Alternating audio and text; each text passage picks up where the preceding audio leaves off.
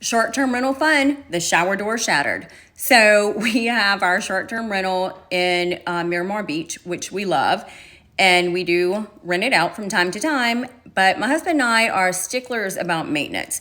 So we had a TV that we wanted changed out in the living room, and while the handyman was there, I was like, hey, do you mind checking on the master bathroom shower door? It was sticking a little, it's glass. We see it pretty often in real estate where those things need to be adjusted. Not a big deal, but wanted it done. The whole thing shattered.